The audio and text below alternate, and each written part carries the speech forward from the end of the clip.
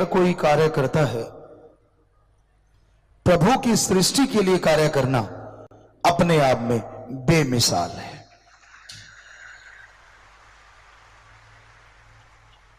खुद के लिए तो पशु पक्षी परिंदे भी जीते हैं, खुद को छोड़ के परहित परमार्थ करना अपने आप में बेमिसाल है। और ये परहित परमार्थ जितना इंसान कर सकता है, इतना कोई दूसरा सोच भी नहीं सकता। मनुष्य को भगवान ने इतना बुद्धि विवेक दिया है कि यह सोच समझ के पूरी सृष्टि का भला कर सकता है। दूसरों के पास इतनी बुद्धि, इतना दिमाग होता ही नहीं। पूरी सृष्टि की रचना 5 तत्व से हुई है: पृथ्वी, पानी, अग्नि, वायु और आकाश। ये 5 तत्व भगवान ने पहले बनाए और फिर इनसे पूरी सृष्टि की रचना की। जिस तरह पेड़ पौधे हैं, इनमें तत्व तो एक ही है, मुख्य तत्व पानी है, लेकिन ये तत्व अपने आप में बड़ा महत्वपूर्ण है। इंसानी शरीर भी 70 से कोई 75% कहता है, कोई 90%, तो पानी ही है। लेकिन पेड़ पौधे जिनका मुख्य तत्व पानी है, वो पानी लेके इंसान को वो देते हैं जो देखें तो अनमोल है, वो ऑक्सीजन, वो प्रदूषण रहित वातावरण। इसके बाद कीड़े मकोड़े हैं जिनमें हवा और आग होती है। रेगिस्तान में हमने ऐसे ऐसे कीड़े रेंगते देखे हैं, आपने भी देखे होंगे किसी न किसी ने। वहां पानी नहीं होता, लेकिन हवा होती है और आग होता है, वो नेचुरली वहां ज्यादा होता है, तो इसलिए उनको ज्यादा जरूरत ही नहीं पड़ती पानी की, वो उसी के सहारे जिंदगी जीते हैं। पक्षी हैं, इनमें पानी आग यानी हवा, पानी और थोड़ी सी पृथ्वी की मात्रा होती है।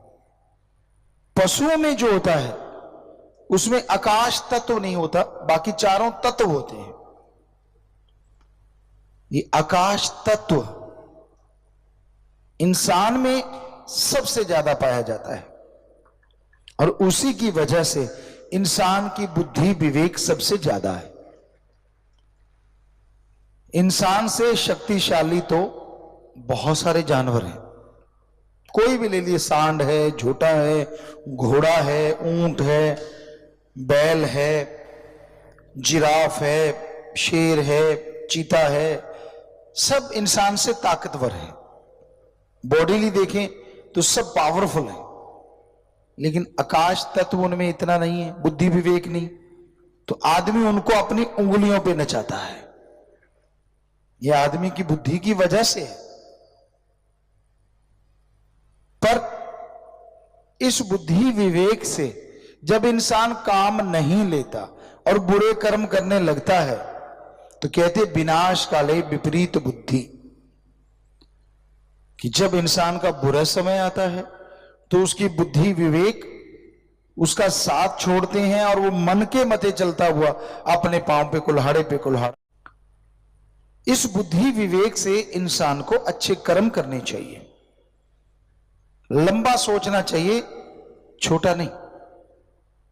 और जो इस बुद्धि विवेक से लंबा सोचते हैं, दूसरा, बोलने से पहले तोलो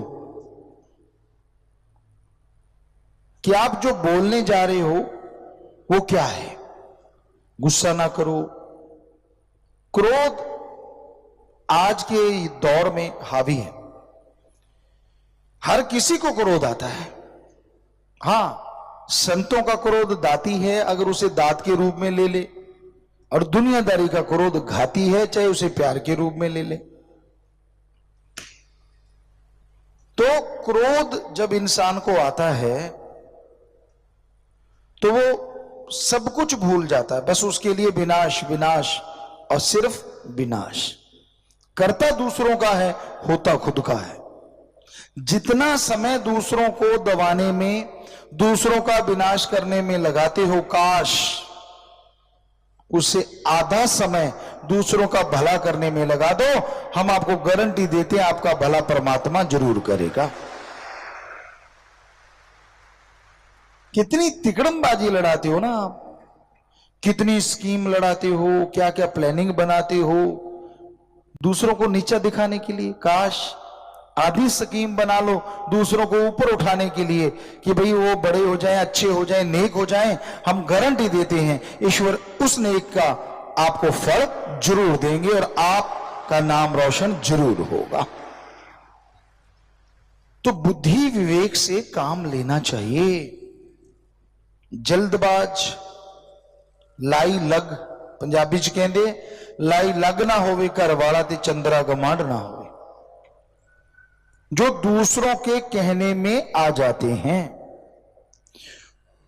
ऐसा पति नहीं होना चाहिए, ऐसा पड़ोसी नहीं होना चाहिए, वरना कलह कलेश रहता है।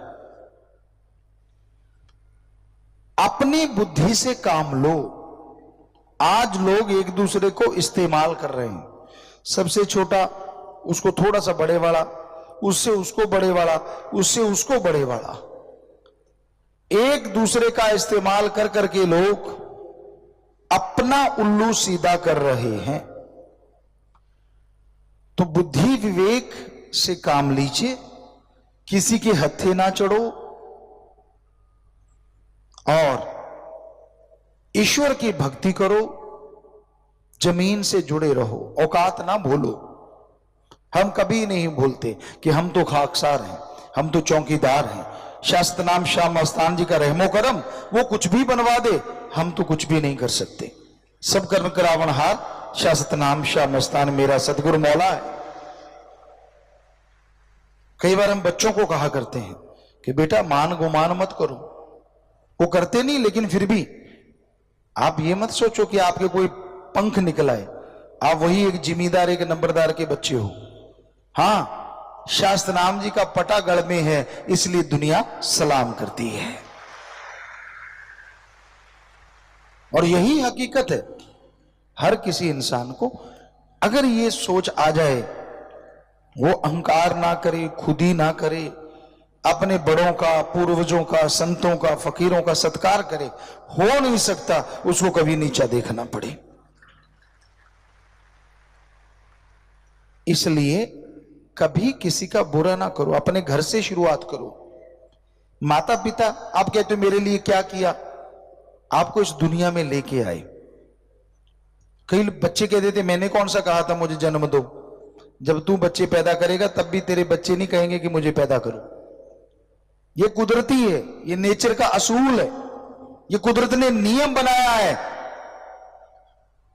और आपके पिता ने कभी अपने शायद बाप से नहीं पूछा होगा मुझे दुनिया में क्यों लेके आया। क्यों? क्योंकि वो सुलझे हुए होते, उन्हें समझ होती है कि हां कि भाई समय के अनुसार तो जैसा कुदरत चाहती है वैसा होना ही है। तो ये गलत बात है जो आप सवाल कर देते हो, मैंने कौन सा कहा था, मुझे क्यों जन्म दिया, मैंने कौन सा कहा। ये कुदरत ने कहा है, ना तूने कहा है ना तेरे बाप ने कहा है। जिनके बच्चे नहीं होते उनसे पूछ के देखो, आपको बातें आती हैं। बेचारों का क्या हाल होता है, औलाद का मुंह देखना चाहते हैं पर नहीं होता, कुदरत को नहीं मंजूर। तो ये सब कुदरत का दायरा है। नर मादा का बनाना, आगे पीढ़ी को चलाना, ये सब असूल हैं परमपिता परमात्मा के। कौन चाहता है कौन आए कौन ना आए। जिसे इंसान तो किसी को पैदा ही ना होने दे कि मैं जन्म ले लिया बाकी सारे आए ही ना, बस मेरा ही राज चले, ऐसा थोड़ी ना होता है। वो नियति इसे ही कहते हैं। कुदरत के कादिर ने अपना सारा सिस्टम फिट किया हुआ है। जब से दुनिया साजी तब से लेके जब तक उसने दुनिया को खत्म करना है तब तक का सब कुछ प्लान्ड, सब कुछ रचा हुआ है। आदमी की समझ नहीं आता, वो एक अलग चीज है। तो ये नियति जैसा चाहती है वैसा होता है, पर इंसान का फर्ज है, इंसान का कर्तव्य है, अपनी बुद्धि विवेक से काम लेता हुआ वो नेकी करे, भले कर्म करे, अच्छाई के रास्ते पे चलता जाए। मालिक साथ अवश्य देंगे। और घर से शुरुआत से मतलब अपने बुजुर्गों का आदर सत्कार करो। और घर में बुजुर्ग भी रहते हैं, उनका फर्ज है बच्चों से बेगर्ज प्यार कीजिए। चलो गर्ज रख के भी करो क्योंकि आपकी औलाद है, पर उनकी इच्छाएं भी जरूर पूरी करें जो जायज है। गलत रास्ते पे अपने बच्चे को कोई लेके नहीं जाता, पर कई बार उसके सामने गलत काम करने से बच्चे अपने आप उससे सीख जाते हैं। हमने बहुत लोगों को देखा है, क्या कहते हैं, कई बार हमारे पास आ कहते पिताजी पता नहीं ये लड़का किस पे चला गया या लड़की किस पे चली गई, हम तो ऐसे नहीं थे। तो हम हंस के कहा करते हैं अब आप ऐसे नहीं, लेकिन जब इसको पैदा किया था तब आप कैसे थे? जब ये सीख रहा था बचपन में तब आप क्या क्या गुल खिलाते थे, कौन कौन सी गालियां और कौन कौन सी बातें करते थे? इसने तो तब से सीखा हुआ है। पहले टीचर मास्टर तो मां बाप ही होते हैं ना, या बहन भाई होते हैं। अब पड़ोसी थोड़े ना सिखा गए उतना। उदाहरण के तौर पे आप घर में हैं, चर्चा करते, आपकी पत्नी है, आप हैं, आपका बेटा बेटी जो भी हैं, आप उनसे बात करते हैं कि बेटा झूठ नहीं बोलना चाहिए, कभी गप नहीं मारना चाहिए। इतने में फोन आता है, आपकी बीबी कहती है जी हाथ लगा के बंद करके कि दफ्तर से फोन आया, तो आप कह देते कह दो घर में नहीं है। हम बच्चा आखिर माइंड बहुत पावरफुल है, किसी डॉक्टर से पूछ लेना 9 महीने में माइंड पूरा बन जाता है, वो तो गर्भ में ही सीख लेता है। अब मैंने सीखा नहीं था क्या? तो बच्चा समझ जाता है कि बोलने को बोलो, झूठ मत बोलो, पर जब जरूरत पड़े तो ठोक के बोलो, क्योंकि आप उसके सामने बोल रहे हैं कि कह दो मैं घर में नहीं हूं, जबकि आप घर में हैं। और बच्चा देख रहा है यार अभी अभी तो ये टीचर बन रहा था कि गप नहीं मारना चाहिए, और खुद ठोक रहा है। और जब बड़ा हो जाएगा तो उसके गप भी बड़े बड़े हो जाएंगे, तब आप कहते हो यार ये पता नहीं गाली देके किस पे गया है। आप पे गया बेटा जी, बेटा आपका है, और किसी पड़ोसी पे तो जाएगा नहीं। फिर आप बुरा मानोगे अगर ऐसा कहेंगे तो, समझ गए ना आप? आपकी औलाद आप पे जाएगी ना, तो आप कम से कम उनको शिक्षा उस तरह की दो, उन्हें अच्छा बनाइए। अपने खून को बुरा कौन कहता है? अपने आप को कोई बुरा नहीं कहता, खून तो दूर की बात। कोई संत पीर फकीर कह दे कबीरा सब ते हम बुरे, हम तज भला सब कोए, जिन ऐसा कर माने मीत हमारा सोए। वो कबीर साहब जी जैसे संत पीर फकीर कह सकते हैं कि भाई हम तो खाक हैं, कुछ भी नहीं है। संत कहते हैं ऐसा कि हम तज भला सब कोए, जिन ऐसा कर माने कि जो इसको ऐसा मान लेगा मीत हमारा सोए। भगवान जी कहते कि वो मीत है हमारा, वो मित्र है हमारा, जो ऐसा मान के चलता है। इसका मतलब ये नहीं कि आप अपनी निगाह में गिरे रहो, नहीं नहीं नहीं नहीं, आप अणख रखिए, गैरत रखिए, लेकिन अहंकार मत कीजिए कि मेरे जैसा कोई पैदा ही नहीं हुआ। यहां करोड़ों अरबों जन्मे हुए हैं, पता नहीं कितने तरह का खोपड़ा है, हर किसी के अंदर अपना अपना दिमाग है, अपनी अपनी सोच। तो इसलिए अच्छा सोचो, परिवार के लिए अच्छा करो, समाज के लिए अच्छा करो, कोई नहीं रोकता, पर बुरा ना कभी किसी का करो, क्योंकि जब आप बुरा करने जाते हैं, किसी का हो ना हो आपका बुरा जरूर होगा, ये चाहे हमसे लिखवा के ले लो। तो ऐसा कर्म ही क्यों करो जिससे खुद का बुरा हो? ये वेदों के वेद भरे पड़े हैं कि बुरा कर्म कभी करना नहीं चाहिए, बुरे का फल देना ही पड़ता है। श्री राम जी, श्री कृष्ण जी भगवान हुए, उनको युग बदलना था, और युग बदलने के लिए उन्होंने कई तरह की ऐसी चीजें की जो आज अगर आदमी की निगाह में देखें तो वो सही नहीं लगती। अब श्री कृष्ण जी थे, क्यों दुर्योधन को मरवाया? क्या दुश्मनी थी भाई उनकी उनसे? कोई दुश्मनी नहीं थी। फिर भी उन्होंने बताया पहले तो ये कि उनको पूरा नंगा नहीं होने दिया दुर्योधन को, ताकि वो कच्चा रहे एरिया कि मां के सामने ऐसे जाएगा। और फिर भीम को कह के उसकी वही जगह तोड़वाई, यहां गदा युद्ध में फाउल कह लें या मना होता है या कोई मारता ही नहीं था, तो उसी जगह मार के उसको मरवाया।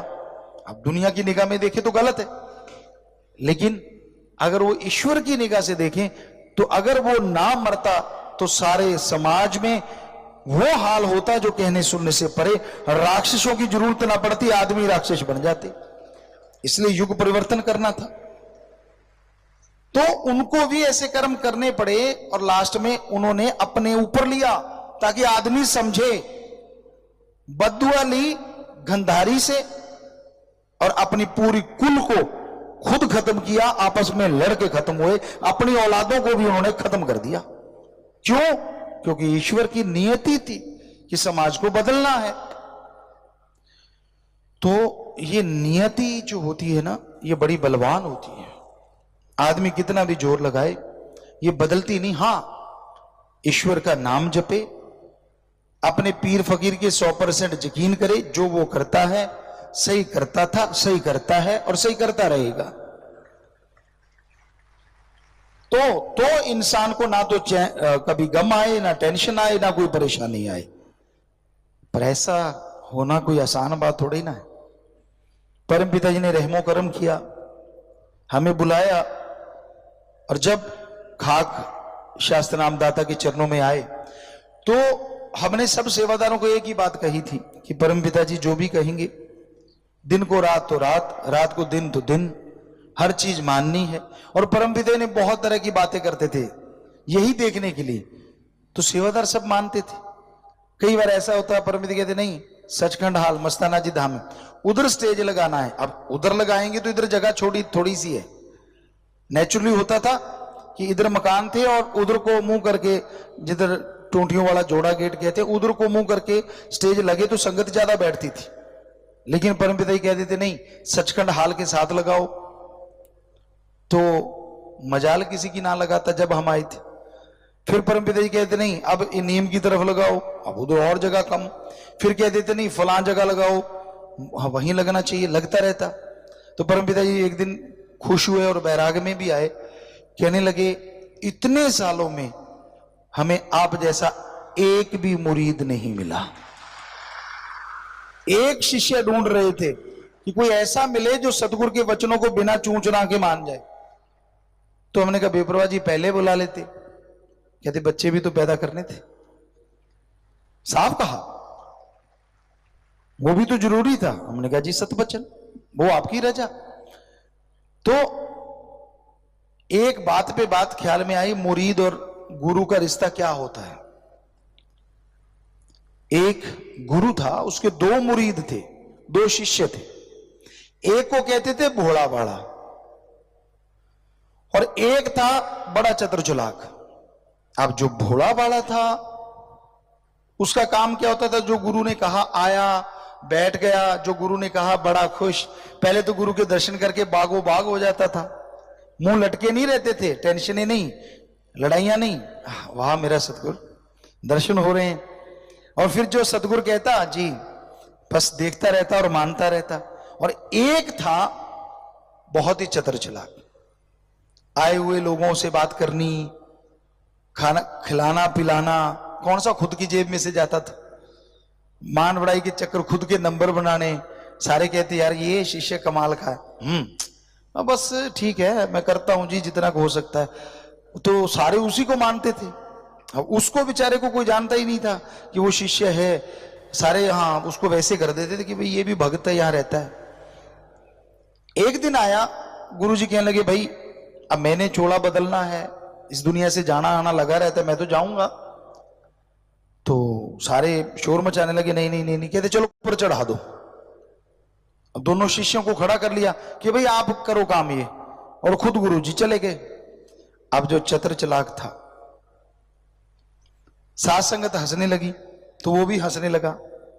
लेकिन जो भोला बाड़ा था वो चुपचाप ऊंट के पास गया, उसको पकड़ा। अब आप सब जानते हो सीढ़ियों पे तो जो नहीं चढ़ा वो नहीं चढ़ता, लकड़ वाली पे तो वो डंडे से लगे होते हैं, लोग देख देख के चढ़ते हैं, कहीं पैर ही ना निकल जाए। अब ऊंट कैसे चढ़ेगा उसके ऊपर? वो पकड़ के ऊपर से रस्सी उसके नाक पे जो थी ऊपर खींच रहा है, ऊंट उसको खींच रहा है, वो उसको खींच रहा है, पसीनो पसीन बुरा हाल। और जो चतुर चलाक है शिष्य, वो साथ संगत के साथ बैठ के हंस रहे हैं, मजाक कर रहे हैं। यार साथ संगत में कोई बोला यार ऐसा लगता है गुरुजी का दिमाग फिर गया, तो चतुर चला के था हाँ और क्या कमी है अभी, मतलब उसको लगा मुझे गुरुगद्दी मिलेगी। कहने लगा देखो आपके सामने जी, कभी लकड़ी की सीढ़ियां जो डंडे लगे होते उनके द्वारा ऊंट ऊपर चढ़ेगा? वो तो बड़ी सीढ़ियों से ना चढ़े। तो लेकिन उसको कोई लेना देना नहीं, जो घोड़े वाला वो खींच रहा है, ऊंट उसको गिरा रहा है, वो खींच रहा है फिर गिरा रहा है, दड़ादड़ चल रहा है काम। और इधर जो चतुर चलाक है वो साथ संगत की सहमति इकट्ठी कर रहा है, सारा खुश है भी, हाँ भाई ये तो गुरुजी का दिमाग में फर्क पड़ गया, बड़ा हंस रहा खुश हो रहा है। तो शाम का समय हो गया, अंधेरा होने लगा हल्का हल्का, गुरुजी बाहर आए, साथ संगत बैठी, हंस रहे हैं सारे लोग, वो शिष्य भी हंस रहा है। तो गुरुजी कहने लगे भाई क्यों हंस रहे हो? कहते गुरुजी वो देखो पागल। कहते हैं हाँ भाई, ऐसे हंसे गुरु भी, तो सारे हंसने लगे, देखो देखो देखो वो देखो सीढ़ियों पे जी कैसे होगा, आप भी कमाल करते हो। गुरुजी एक उठ के कहने लगा, कहने लगे आप हमें गुरु कहते हो? कहते हाँ। गुरु का मतलब जानते हो? कहते जी, जो ज्ञान देता है। मतलब ज्ञान देता है तो वो खुद ज्ञान का भंडार है? कहते जी। तो क्या हम मूर्ख हैं, हमें नहीं पता कि लकड़ी वाली सीढ़ियों से ऊंट ऊपर कैसे जाएगा? सारे सन्नाटा छा गया, चुप, सारे बोलती बंद हो गई। गुरुजी मुस्कुरा के कहने लगे हमें भी पता है कि इन सीढ़ियों से ऊंट ऊपर नहीं चढ़ेगा, पर हम देख रहे थे हमारे बचनों पे 100% अमल कौन करता है, यही तो देखना था। आसान आसान चीजें तो सारे ही कर लेते हैं, यही तो देखना था। तो उसको गुरुगद्दी देते हैं हम। गुरु ने उस भोले भाले को गुरुगद्दी दी, कहने लगे वो है पूर्ण इस गुरुगद्दी के लायक।